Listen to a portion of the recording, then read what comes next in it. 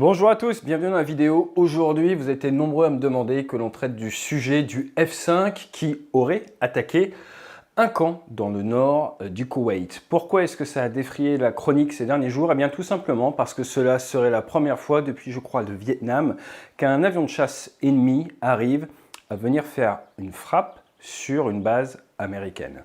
Alors vous allez voir que dans ces informations, il y a beaucoup de sources qu'il est très compliqué de qualifier. Et, point important, l'objectif de cette vidéo va être de vous permettre de mieux comprendre si un F-5 a effectivement pu décoller d'Iran et aller tirer ses bombes sur ce camp. Et vous allez voir, il y a deux, trois petites choses intéressantes quand même à creuser, notamment la géographie. Allez, c'est parti. Donc aujourd'hui, nous allons parler de ce fameux F-5, qui est un avion qui date de 1959, qui, accrochez-vous bien, est en fait une sorte de MiG-28. Et oui, dans Top Gun, c'est pas nouveau. On va également voir les rapports autour de cette frappe qui aurait eu lieu le 1er mars. Et rappelez-vous, 1er mars, 3 F-15 abattus au Koweït par des Koweïtiens.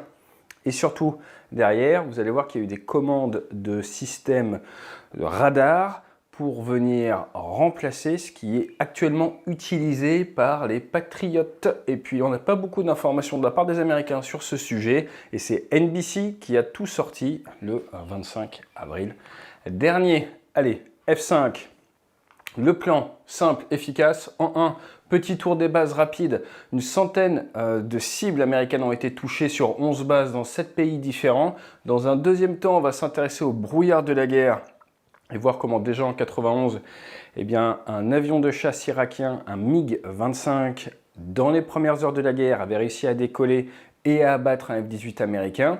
Pendant des années, les Américains ont menti à ce sujet. Ils ont dit que c'était un missile sol-air pendant 8 ans, avant de reconnaître qu'en fait c'était un missile air-air. On va revenir dessus. Après, on va creuser vraiment la faisabilité de cette attaque pour un F-5. Revenir également sur l'actualité qui nous parle de satellites chinois vendus aux Iraniens qui auraient pu aider. Mais bon, je vais vous montrer des images satellites. Avec Google, en 3 minutes, vous planifiez l'attaque. Et puis après, derrière, on va s'interroger sur le poids du narratif. Mais juste avant qu'on rentre dans le dur, aujourd'hui, notre partenaire, vous le connaissez, c'est Ground News. Ground News, c'est Canadiens qui vous veulent du bien. Vous pouvez directement accéder à leur site web et le traduire. C'est ça qui est génial, on a accès à toute la presse américaine en français sur votre navigateur, ou sinon c'est sur votre téléphone. Et là, qu'est-ce qui nous permet de découvrir sur les gros sujets du moment? Ils ont carrément toute une page dédiée à ce conflit Iran-US. Et point intéressant, on retrouve notre article d'NBC News. Alors il est proposé en dessous, vous y avez accès avec Ground News, ce qui est génial, et vous avez même droit à des résumés. Donc là, clairement, ce qu'il nous dit, c'est qu'il y a eu 5 milliards de dollars de dégâts sur des sites et des infrastructures américaines, 13 morts, 400 blessés, on va revenir dessus. Et également, sur les écarts entre les déclarations du secrétaire de la Défense américain et la réalité, et ce qui est prouvé maintenant par les images satellites. On apprend également, d'après NBC News, que certains parlementaires républicains sont un petit peu frustrés par le manque de transparence du département de la guerre. Mais bon, ça on en a déjà parlé. On peut comprendre également tout ça, mais forcément aux États-Unis, ça fait parler. Toujours est-il, vous pouvez également creuser avec Ground News les angles morts. Donc si vous vous informez plutôt avec des médias de gauche ou plutôt avec des médias de droite, il y a de grandes chances qu'il y ait certaines informations que vous ne voyez pas passer, et ça vous permet justement d'éviter la menace que l'on ne voit pas. Demandez aux pilotes des F-18 pendant la première guerre du Golfe, c'est celle-là qui tue. Ou demandez peut-être aux Américains au nord du Koweït dans leur base face au F-5. Toujours est-il, avec le lien juste en dessous, on vous propose une offre avec Vantage qui va vous donner 40% de réduction. Moi, c'est celle que j'utilise, alors foncez. Honnêtement, en ce moment, il y a une telle densité géopolitique que je ne peux que vous recommander d'aller vous sourcer avec des pays extérieurs à la France, sortir un petit peu de notre microcosme informationnel et profiter de l'accès à toute cette presse. Jingle.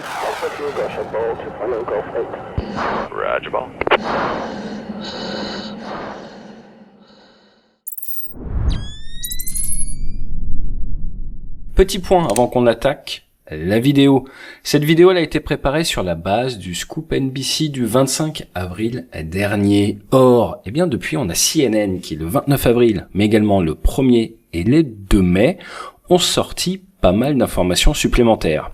D'après CNN, c'est 16 sites américains touchés dans 8 pays différents, donc en gros la grande majorité du dispositif américain au Moyen-Orient. Et quand il parle de camp Buehring, dont il est question dans cette vidéo avec le F-5, je cite, « La micro-ville américaine au milieu du désert, autrefois grouillante, est presque vide et lourdement endommagée. » Désormais, la grande majorité des soldats américains y travaillent depuis des hôtels et des appartements de la péninsule arabique.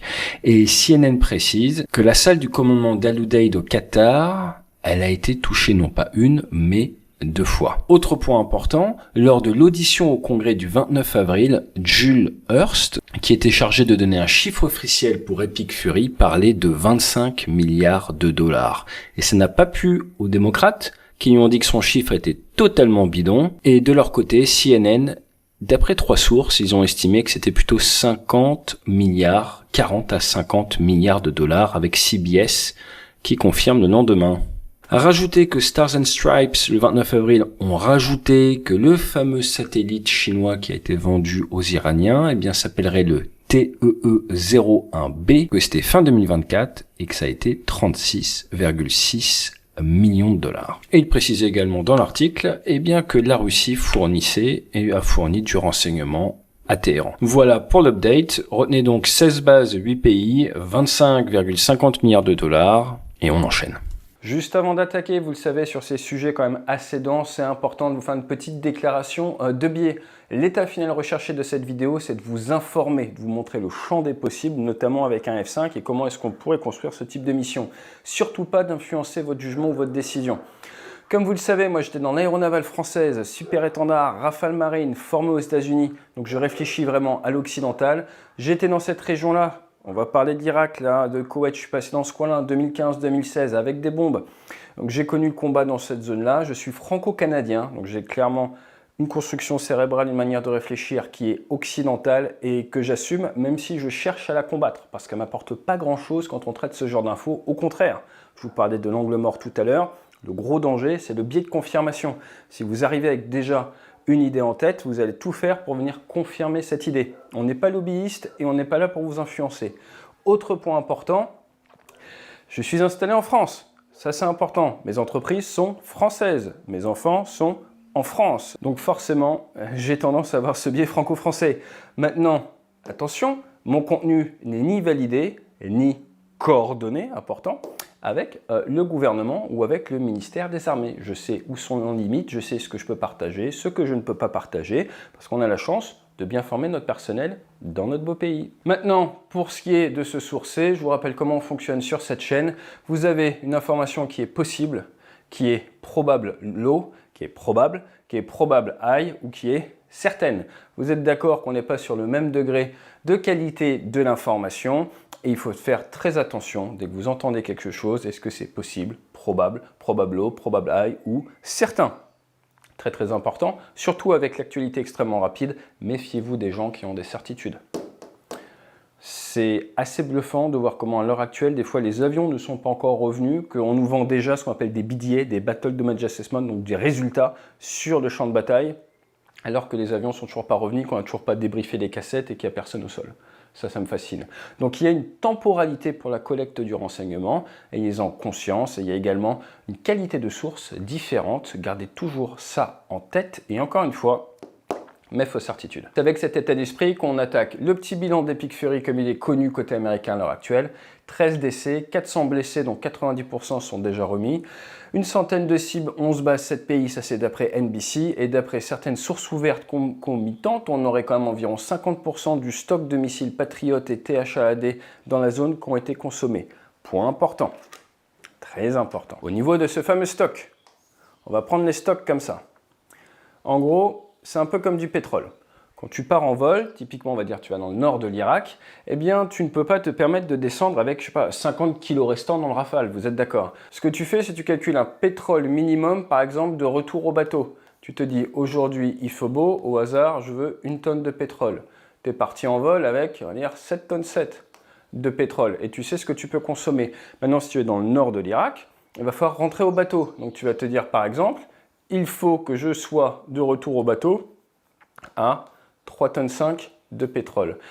Quand tu es sur zone, d'un point de vue tactique, 3,5 tonnes, qui est quasiment la moitié de ton pétrole, c'est 0 playtime, 0 rab pour rester sur zone. Sinon, ça va mal se passer pour toi. Le stock des missiles, c'est la même philosophie. Prenez un revolver. Dans la mesure où les Américains se doivent de dissuader en permanence en Asie, c'est dans leur doctrine, eh bien, si vous prenez un revolver, ils ne peuvent jamais utiliser plus de 3 coups. Donc, ils vont toujours garder 3 coups à l'intérieur de la chambre. Donc, ils vont se retrouver à devoir avoir 3 coups dans le barillet. Une balle, 2 balles, 3 balles, il faut recharger. Je n'ai pas le droit de descendre en dessous de 3. Donc, dites-vous qu'environ 50% des stocks, c'est zéro playtime. C'est rien de disponible supplémentaire sans commencer à prendre un risque. Et ce risque, c'est la réduction de la crédibilité de votre dissuasion. Au niveau des sites qui ont été touchés, on se retrouve avec Bahreïn, la 5e flotte, on a déjà parlé sur la chaîne, donc je fais très vite. Le Qatar, Al Dhafra, où on a des Français, Erbil, où on a perdu justement un Français également, l'Arabie Saoudite avec du Century, mais également des tankers qui ont été touchés. Regardez ces images de ce tanker patché de partout qu'ils ont exfiltré de la zone. Et puis là, on va pouvoir également parler de la Jordanie, on en a parlé avec le radar qui ont été touchés. À noter, les Iraniens ont ciblé très tôt les radars de manière à rendre inopérable ou gêner la capacité d'interception des systèmes américains dans la région et des systèmes locaux. Sachant que la plupart des pays du Golfe, on reviendra sur une exception un peu koweïtienne qui est quand même une petite armée, étaient quand même très densément équipés. Si vous comparez à la France, ça n'a rien à voir en termes de capacité d'interception. Maintenant, attention, il y a 2 sites à ne pas confondre quand on parle du Koweït. Au Koweït, il y a eu Port Shuhada. C'est là où ils ont perdu à minima 6 Américains et apparemment pas mal de blessés. Mais c'est là où ils ont eu le bilan le plus lourd. D'après eux, avec du drone Shahed, d'après certaines sources qui sont du possible, il y avait de la bombe. Mais honnêtement, ça me paraît peu probable. Toujours est-il, quand Buehring, c'est dans le nord-est, ça n'a rien à voir, c'est du côté de l'Irak. Et c'est ça qui a été tapé par F5. Donc c'est 2 choses séparées. Il y a eu des fausses informations avec des fausses images là-dessus avec des bombes. Il ne faut pas tout mélanger. C'est pour ça qu'on va regarder un petit peu la carte. C'est la base. Iran, Koweït, et là vous avez l'Irak.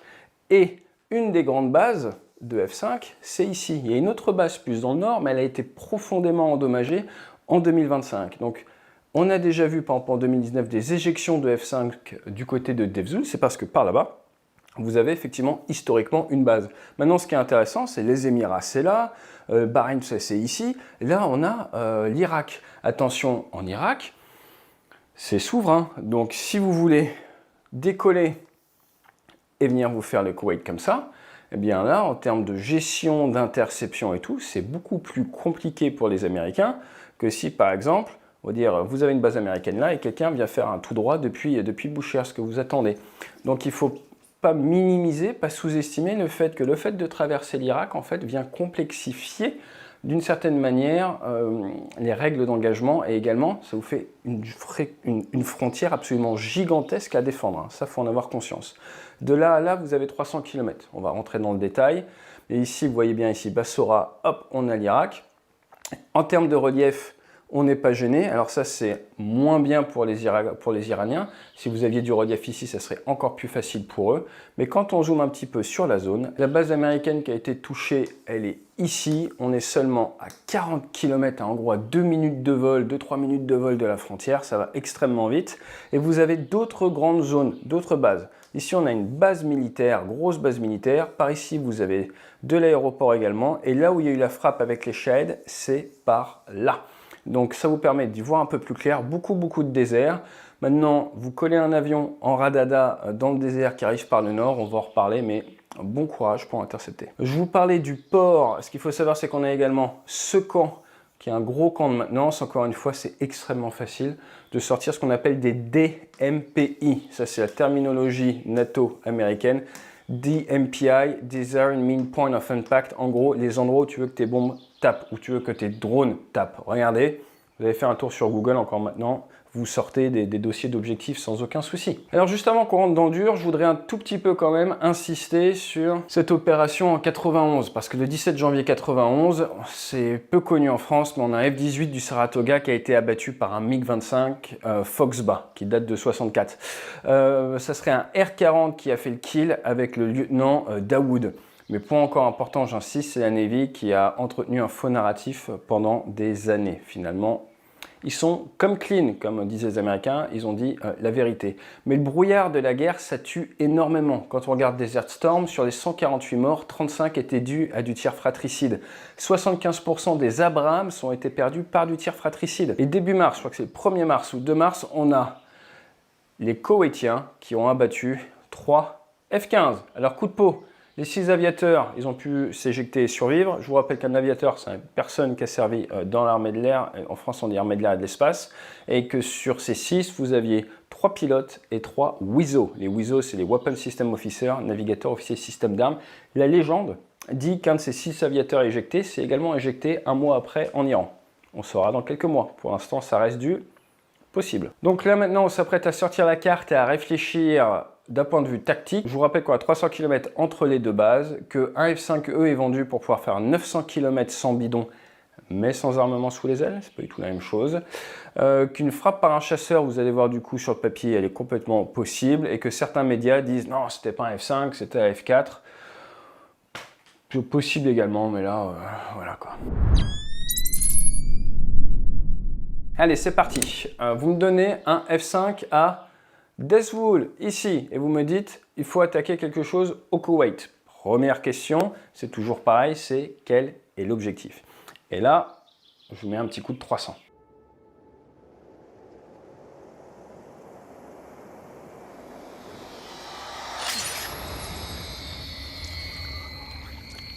Effectivement, d'un point de vue marketing, d'un point de vue communication, hein, c'est la même chose pour les militaires, j'ai envie de vous dire, eh bien l'impact serait très fort. Donc tu regardes la carte du Koweït, tu sais que tu es là, qu'est-ce que tu peux faire? Tu peux essayer de faire un truc où tu vas vers le Koweït, tu peux essayer de faire un faux axe d'attaque, tu peux essayer de rentrer, d'attaquer par derrière, pourquoi pas, et tu vas réfléchir à différentes choses. Mais pour ça, il faut identifier ta target.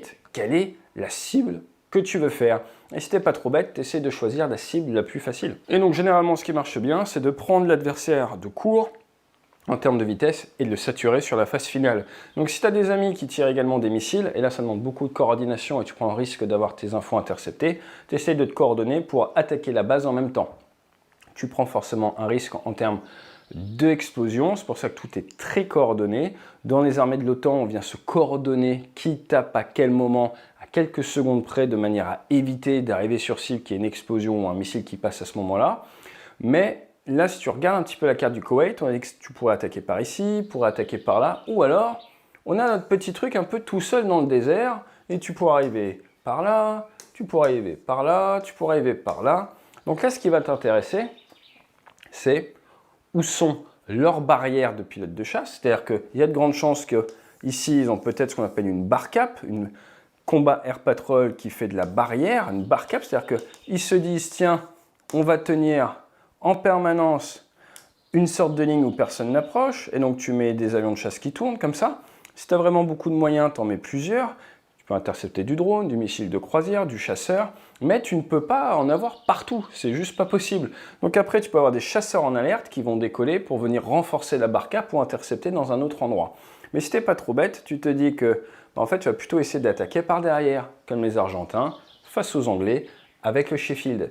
Mais dans un monde magique, tu aimerais savoir où sont leurs gros systèmes solaires. Donc certains, on les voit grâce à Google Earth, et donc tu vas pouvoir réfléchir à ton approche en détail.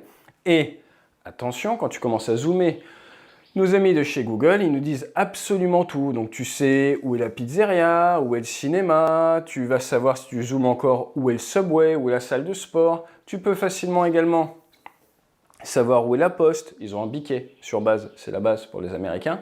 Et également, tu vois le tarmac. Alors le tarmac, tu n'auras pas exactement les bons hélicos au bon endroit. Et forcément, les Américains, avant la guerre, avaient commencé à retirer un peu du matos. Mais pour ce qui est des hélicos, tu es quand même obligé de regarder beaucoup sur zone, parce qu'autant un bombardier, un B-52, tu peux l'envoyer à Diego Garcia, autant un hélico, il n'a pas les pattes aussi longues, il faut quand même en garder dans la région. Les Russes peuvent en témoigner, tu es obligé souvent de les garder proches de la ligne de front, et tu peux facilement prendre beaucoup d'attrition. Par contre, le point intéressant sorti par la presse américaine, c'est le Financial Times qui parlait de 15 avril du fait que les Iraniens auraient acheté du satellite chinois fin 2024 avec une excellente résolution du submétrique. À partir de là, s'ils ont ça, Probablement, c'est quand même assez facile pour avoir une idée de où se situent les sites sol-air. De toute façon, beaucoup de choses sortaient en source ouverte, mais également où se situent les aéronefs ou les cibles, les DMPI d'intérêt. Maintenant, très honnêtement, ça c'est le cherry on the cake pour l'adversaire, mais déjà avec Google, vous pouvez largement planifier l'attaque de la base et essayer d'avoir l'effet marketing, l'effet de communication d'une attaque. Dans tous les cas, généralement, comment ça fonctionne? En théorie, vous voulez faire une grande planification avec des repérages satellites, avec un timing coordonné, avec de quoi faire du BDA post-frappe et communiquer dessus. Tout ça, encore une fois, c'est dans un monde idéal. Par contre, ce que certaines sources américaines sortent, c'est que des ballons GPS et des quadracoptères ont été repérés autour de certaines bases au Koweït. Donc on apprendra avec le temps, je pense, plus d'informations là-dessus, mais il semblerait qu'il y a eu une démarche très proactive de la part des Iraniens pour acquérir du renseignement ou pour aider leurs drones, pourquoi pas en donnant de l'information. Maintenant, un point très important avant qu'on rentre un petit peu dans le dur de la mission, une émission radar dans la nuit, c'est comme un phare allumé, j'en parle souvent. Si tu as un patriote qui allume son radar, avec ta guerre électronique, ce qu'on appelle le ROR, Radar Warning Receiver, tu sais le relèvement de ce patriote, tu peux l'éviter. Un bateau à la mer qui allume son radar, tu sais où il est, tu peux l'éviter, bien avant que tu ne le vois. Ensuite, quand toi tu as un F5, tu aimes ton radar, tout le monde te voit également. Maintenant, si tu éteins ton radar, que tu descends à basse altitude, ce que faisaient les Jaguars, ce que je faisais en super étendard, tu peux le faire en Rafale également, tu es beaucoup plus discret. Dans la nuit, tu restes discret, complètement éteint. Maintenant, si quelqu'un a un radar et te voit, il va te voir, mais en faisant ça, il trahit sa position. Point important, au niveau des patriotes, c'est quand même plutôt optimisé pour des choses qui arrivent d'en haut que pour des trucs qui volent très bas. Et le F5 glisse dans la couture, ça veut dire quoi? En fait, ça veut dire que quand tu commences à voler à très basse altitude, tu es très dur à intercepter. C'est toute la doctrine nucléaire française, on s'en cache pas, on est excellent en TBA, TGV, à très basse altitude, très grande vitesse. Et ce qu'il faut bien comprendre, c'est, regardez là, on va faire une coupe de l'altitude, avec le sol ici.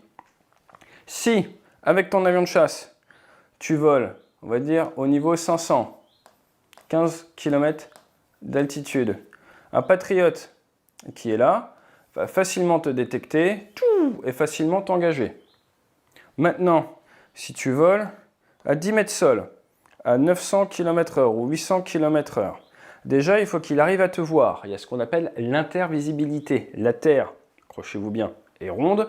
Et donc, il y a une petite formule, 1,23 racine de h. La hauteur de ton aérien fois 1,23 te donne en gros l'idée de la portée. Pour faire simple, quelques dizaines de kilomètres. Sauf si il y a du talus, il y a du relief. Auquel cas, derrière le relief, tu es caché. Toujours est-il, tu vas pouvoir arriver à basse altitude. Même s'il te détecte, au moment où il te détecte, ça va être beaucoup plus dur pour le patriote de te tirer dessus. Pourquoi est-ce que ça va être plus dur pour le patriote de te tirer dessus? Tout simplement parce que l'air est beaucoup plus dense à basse altitude. Plus tu montes en altitude, moins il y a d'avancement. Et en fait, plus tu montes, plus la portée de l'armement est bonne. Je vais vous donner un exemple très simple. Le sprint.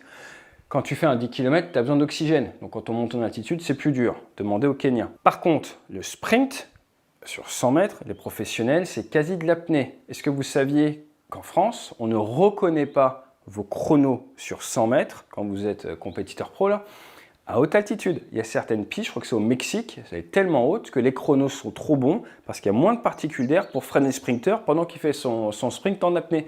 Donc tu n'as pas l'effet négatif de la densité de l'air, mais par contre, tu as l'effet positif de moins de résistance, moins de frottement. Donc si c'est vrai pour un coureur à 30 km/h, imaginez pour un missile à Mach 2. Donc la différence est énorme et quand tu es bas, l'air est dense et donc la portée des missiles n'a rien à voir. Même si tu veux l'intercepter le F5. Tu veux l'intercepter le F5, il faut aller le chercher. On te le dit, oula, il y a un F5 qui arrive à Mach 0,9, très basse altitude. Si toi, tu es dans une configuration avec du pod de désignation laser pour faire de l'interception de drone, on a parlé dans la dernière vidéo avec le Rafale, c'est bien, mais t'es subsonique.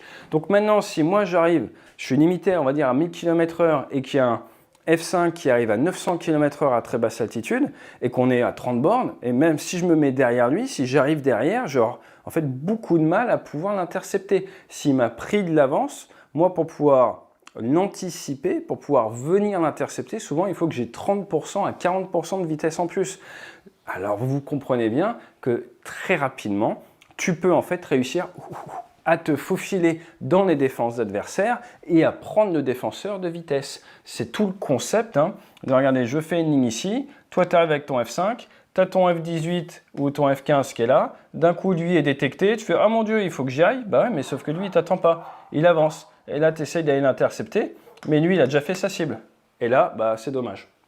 Donc ça peut aller extrêmement vite, et j'insiste encore une fois dessus, quand tu es en configuration avec les pods pour pouvoir faire de la chasse au drone, tu ne peux pas accélérer comme un Mirage F1 à l'époque, comme un Mirage 2000C, tu es subsonique, et donc ce qui marche bien contre du drone te crée un talon d'Achille dans tes défenses, puisque maintenant face à une menace qui arrive très vite, eh ben, tu perds la bataille de la vitesse et éventuellement la bataille de la géométrie. Allez, sachant ça, on a notre pilote de F5 qui décolle. Perso, je ferai simple, tu décolles comme ça, hop, et puis là, t'accélères, tout. Je ferai ça en 2 temps.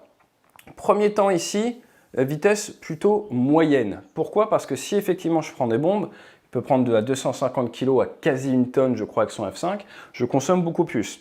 Donc l'objectif ici, c'est d'être bas et d'essayer de ne pas me faire détecter. Je regarde avec mon système de guerre électronique, j'espère qu'il est bien renseigné, voir si je suis détecté ou pas. Et tant que je ne suis pas détecté, je reste bas, mais aux alentours des 350 nœuds, grand maximum, pour pas trop consommer. Quand je commence à me rapprocher, alors éventuellement je suis des routes et tout, quand je commence à me rapprocher, là j'accélère, et là maintenant, je vais aller à la vitesse max. On risque d'être autour des 500 nœuds, quelque chose comme ça. Et là, ça va beaucoup consommer tant que j'ai mes bombes. Et là maintenant, le but du jeu, c'est de jouer à la 10 mètres sol, et il faut aller le plus vite possible vers la cible. Tu regardes ton système de guerre électronique, tu t'assures que ton radar et toutes tes émissions sont coupées, et là en fait tu es passif et tu attends de voir s'il y a un F15 qui te détecte, un F18 qui te détecte, et ils ont dû avoir tout le temps de préparer leur bibliothèque de guerre électronique, les Iraniens ces derniers temps, avec tout ce qui traîne en face. Et donc comme ça, si par exemple tu es en train d'aller au cap et là tu vois, ah, il y a une détection de F18 par là, tu sais qu'ils te voient, ben, éventuellement tu les gênes un petit peu, tu ouvres un peu à droite et tu t'écartes un petit peu. Ton objectif, c'est de jamais avoir un F18 ou un F15 qui soit grosso modo devant toi, parce que tu risques de te prendre un missile entrant. Si par contre, ils sont toujours derrière toi ou un peu arrière, tant que tu es bas à 500 nœuds, bah, à moins qu'ils aient des armes laser, tu as quand même de grandes chances géométriquement de pouvoir aller faire ta cible. On va pas se mentir. Maintenant, attention, c'est pas parce que tu as pu aller sur la cible que tu vas rentrer vivant. Ils vont arriver, les pépères, et quand tu vas vouloir repartir, ça va être compliqué. Ça va être très compliqué niveau pétrole, et ça va être compliqué également à cause des interceptions en cours. Donc, même philosophie, sauf que quand tu repars dans l'autre sens, tu essayes d'avoir une autre trajectoire. Et donc là, ce qu'on appelle le green sector, donc si tu vois qu'il y avait des chasseurs qui arrivaient par là, tu repars plutôt par là pour essayer de rentrer à la maison ou même aller sur une autre base idéalement. Le fameux concept ACE qu'utilisent les Occidentaux, mais qu'utilisent également les Ukrainiens et forcément maintenant un peu tout le monde, c'est tu pars d'une base et tu rentres à une autre. En termes de distance, là, vous voyez, on va faire 800 km, on est vraiment limite de chez limite pour un F5 qui va à fond la caisse, donc tu peux rajouter du pétrole, du bidon que tu peux larguer pour gagner un petit peu en résistance, en traînée, en vol. On n'a trouvé aucun bidon nulle part, donc comme on n'a trouvé aucun morceau de F5 nulle part, donc encore une fois, on est sur la réaction à ces déclarations de NBC, qui sont des sources qu'on peut dire entre possibles et probables. J'ai envie de vous dire, pas probable high, mais probable. Maintenant, point important, encore une fois, vous allez me dire, oui, mais les systèmes patriotes, les systèmes patriotes, il y a de grandes chances que ça protège beaucoup par ici, plutôt également par là. Éventuellement, ils ont peut-être du système par là, mais c'est sûr que moi, je n'arriverai pas comme ça, ou j'essaierai pas de me faufiler comme ça. Arriver par le nord ici, ça reste quand même effectivement ce qui est le plus intelligent, ou si tu es très malin, tu essaies d'arriver par derrière. Le risque d'arriver par derrière là, c'est si tu as été détecté que tu as des F18 ou des F15 qui arrivent face à toi, tu te retrouves en face à face, ils te font un tir rentrant, tu ne fais pas la base. Donc il y a une réflexion à avoir sur cette phase finale. Tu peux également essayer d'arriver sur un axe et tu contournes jusqu'à laisser la menace dans le bon secteur avant de pouvoir attaquer. Il y a plein de choses possibles. Là, tout ce que je vous dis, c'est juste de la géométrie et vous trouverez plein de tutos pour les jeux de simulation type DCS qui vous expliquent la même chose. Donc voilà. Si vous posez la question des autres bases, vous en avez ici, vous en avez là. Point remarquable, sur ces bases-là, maintenant, je tourne le 1er mai. Et oui, beau être en France, il y en a qui bossent. Kudos à tous ceux qui travaillent le 1er mai. Et bien là, on ne sait pas où est le Starbucks ni le Burger King, ce qui est quand même impactant, parce que si vous voulez vraiment impacter le moral, vous détruisez le Burger King. Et je pense que c'est pour ça qu'ils ont choisi la base du Nord, parce qu'ils savaient où était le biquet. On a dit que le but était de faire saigner le roi. S'ils ont fait signer le biquet, imaginez pas le moral des Américains. Blague à part, si vous posez la question au niveau des IFF, il faut quand même savoir qu'au niveau des avions, par exemple les Mirage F1 pendant la guerre du Golfe, ça peut vite poser des soucis. Mais là, il n'y a plus de F4, il n'y a plus de F5 dans la zone, donc ça ne pose normalement pas de soucis de fratricide.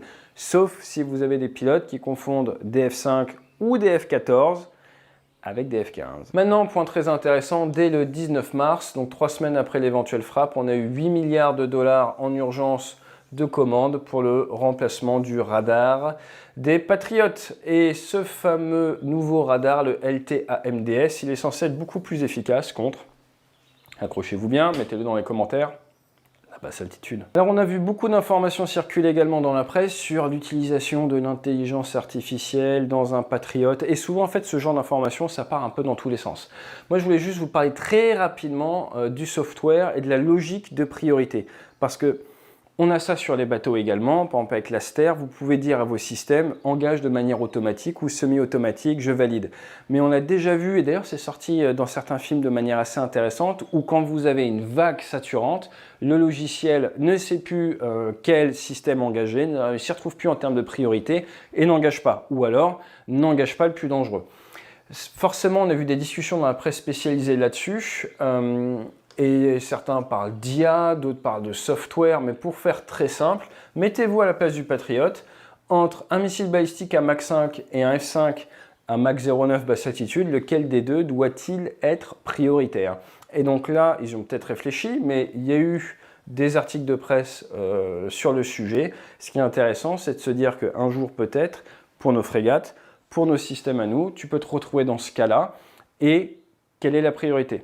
Et là, ce qui est intéressant, c'est quelque chose qui n'est pas pris en compte, je pense, à l'heure actuelle, c'est quid de l'impact médiatique de la frappe.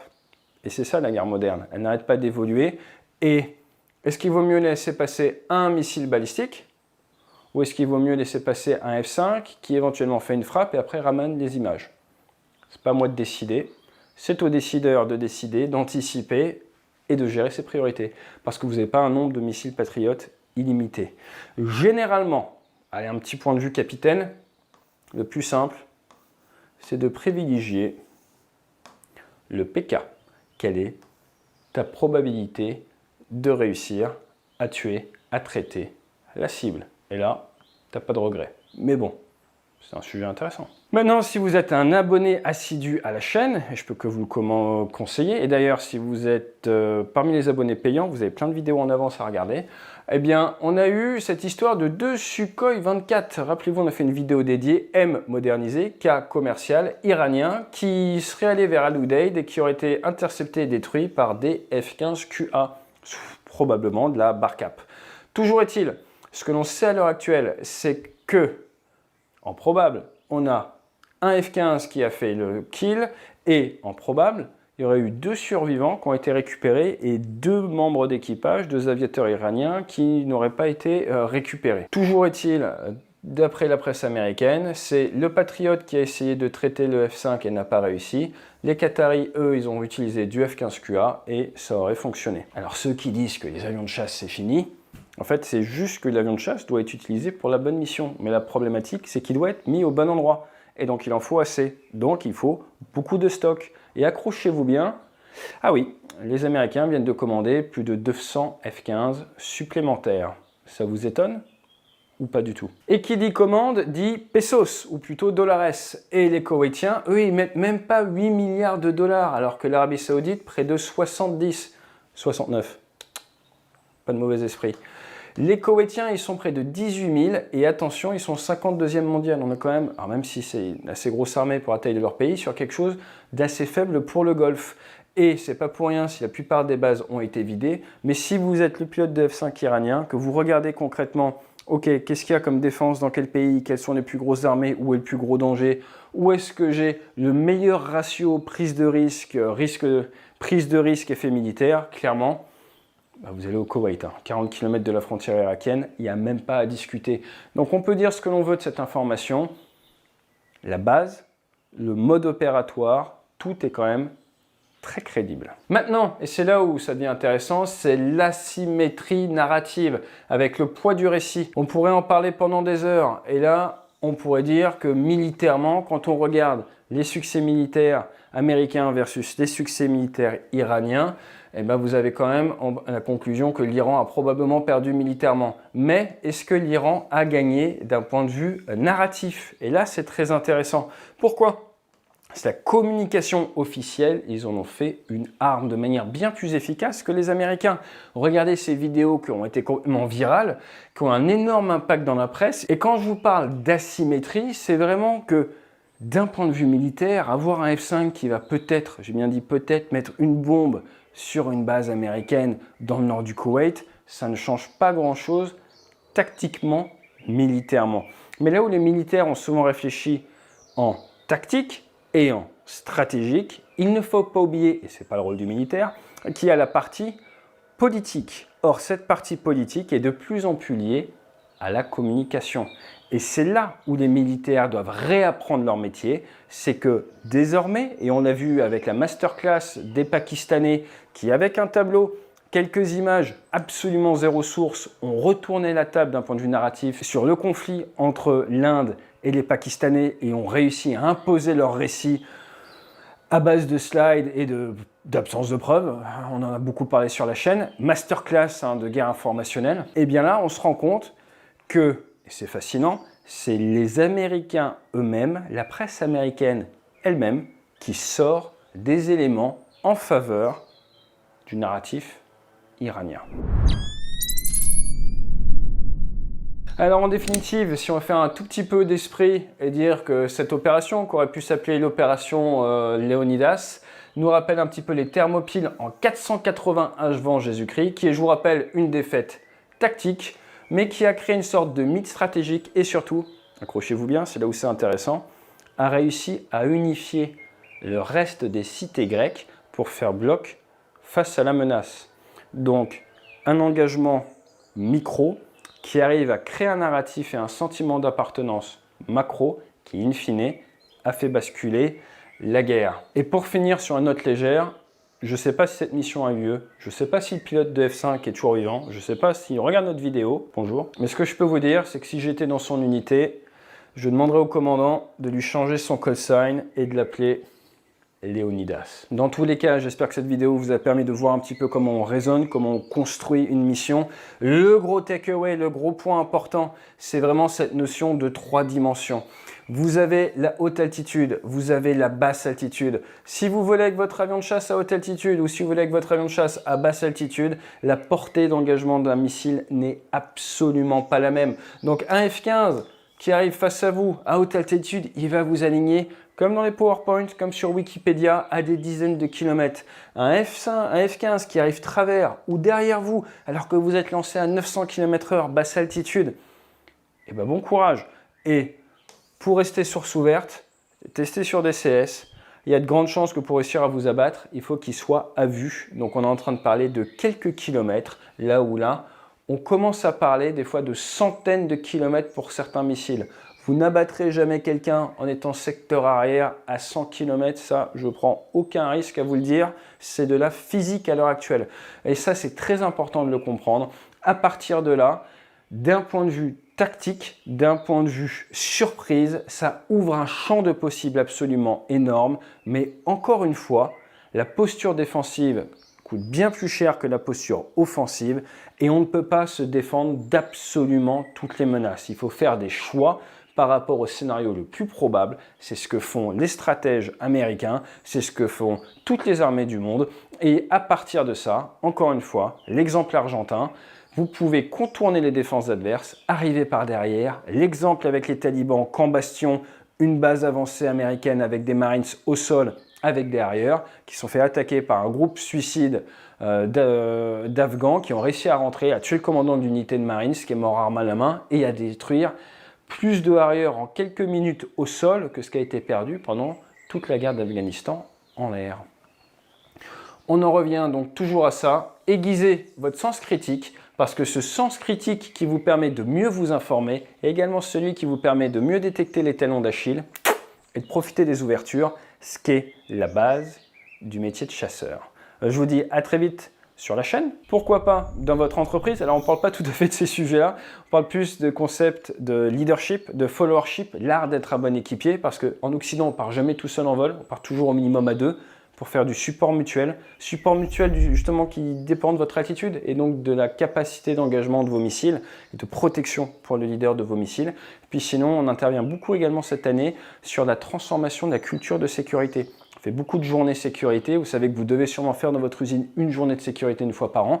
Nous, on arrive, on vous explique en fait comment est-ce que l'aérien, militaire ou civil, a réussi sa transformation, les murs que l'on s'est pris, les différentes étapes que l'on a été obligés de vivre pour atteindre une culture à l'heure actuelle où tout le monde ose se réaligner les uns les autres dans l'aviation, et c'est ça qui est génial. On a une culture de sécurité désormais autoportée parce que les gens comprennent ce qui fait de bons professionnels, et c'est détecter la normalisation de la déviance et oser savoir être formé à réaligner un collègue qui commence à dévier. Je vous dis à très vite sur la chaîne, dans votre entreprise. Fly safe.